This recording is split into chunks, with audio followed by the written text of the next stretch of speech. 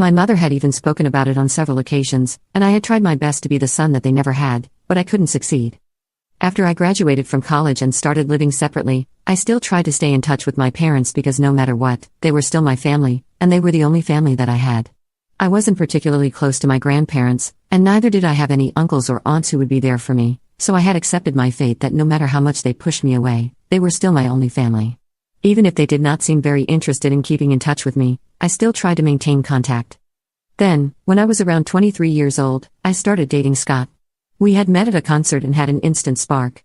After dating for a while, my parents started putting in more of an effort to keep in touch with me.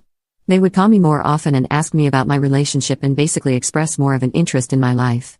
I had noticed this change, but because it was a welcome change, I did not think much of it and just accepted it.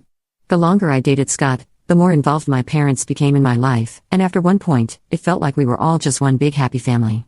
I was quite happy about it because this was all I had ever wanted, so I did not question it, even though I really should have.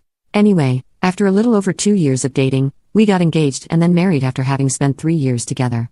After we got married, things were pretty great for a while, and I was enjoying my life as a newlywed. But 6 months after my wedding, my parents started hinting that they wanted a grandchild. I was just 26 at the time, and I wasn't exactly ready. I wanted to wait for a couple more years before I started trying for a baby, but at their insistence, I had the talk with Scott, and he was for the idea of starting a family. So, because of his enthusiasm, we decided to start trying for a baby soon after we got married. We tried for a really long time, but even after several months had passed, we had not been successful in conceiving. We started to suspect that maybe something was not right and decided to get tested. Unfortunately, it turned out that I could not have kids. It came as a huge shock to both of us, but more than us, it was my parents who were disappointed, and they had not even bothered to hide it. The day that we announced it to both our parents, my dad actually walked out afterward instead of comforting me.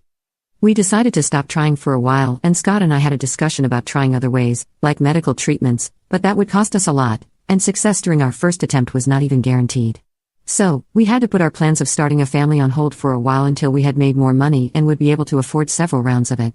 We were content with that, even though we were a bit upset, but my parents were extremely unhappy. They stopped visiting, they stopped talking to me, and no matter how much I tried to explain to them that this was not exactly my fault, they were just not ready to hear it. After a few weeks had passed, I felt so let down by their behavior that I called them up and gave them a piece of my mind. I told them that they had been treating me a little too cruelly just because I couldn't give them a grandchild right now, and that made me doubt whether they were even capable of being good grandparents when I would actually be able to have a kid. I told them that they had treated me harshly all my life just because I was not a guy, and I could see how differently they treated my husband. For a really long time, I had tried to ignore all of that and maintain our relationship, but now I was not interested in keeping in touch with them anymore, and I would appreciate it if they stayed away from me forever. It was very hard for me to do that because for a really long time, I had wanted nothing but their approval, but now I realized it was next to impossible. But instead of being sorry about it, they decided to double down on what they were doing, and they were fine with me not speaking to them again because I was worthless as a woman anyway since I couldn't have kids, and they wanted nothing to do with me. It hurt to hear them say it, but at least I knew where I stood with them after that. After that phone call, I didn't really speak to my parents, and we were done. When I told Scott about that phone call, he was very empathetic at first, but after a few days, I started noticing that even his behavior towards me was changing. I ignored it at first because I was already going through a really tough time mentally, so I didn't want to admit to myself that maybe even my husband was going to leave me. So, I started pretending that nothing was happening and everything was fine. But within a few months, he had turned into a completely different person and was really cold to me all the time. I tried my best to save our relationship by putting in the effort that I could, but it did not help because after 3 months, he showed up at home with divorce papers and said that he was done with me. I couldn't say that I was shocked, but I still tried to reason with him, and I told him that we could always try for a baby later, but he told me that there were a lot of reasons that he wanted to leave, and he just didn't want to get into it. He wanted this to be over as soon as possible because it was difficult for both of us.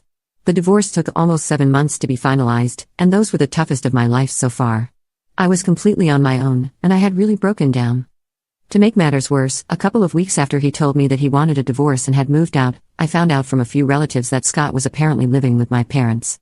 I knew that talking to them wouldn't help, so I decided to talk to my in-laws about it, and it was a very uncomfortable conversation. They said that my parents had apparently been in touch with Scott for the past few months, and I guess they had been brainwashing him into leaving me or something, which is why Scott had decided to leave, even though my in-laws did not think it was a good idea. But he had fought with them and wasn't speaking to them anymore. I don't know the specifics of what they had told Scott, but I remember my in-laws telling me that Scott had implied that my own parents had said that he deserved better. So, I'm still not sure of what exactly they had told him, but I guess they were just desperate to have a son in any way whatsoever. Since I wasn't speaking to them anymore, neither could they hope for a grandchild from me. Soon, they decided to take Scott under their wing and got him to leave me. I was left pretty broken after my divorce, and it took me several months to get back on my feet, but I was able to do it. Since then, I have not looked back and have done everything in my power to forget about the past and move on.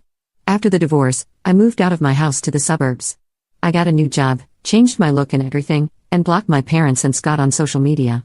I also told all of my old friends and relatives that I did not want to hear anything about them ever again, and neither did I want them to know anything about me.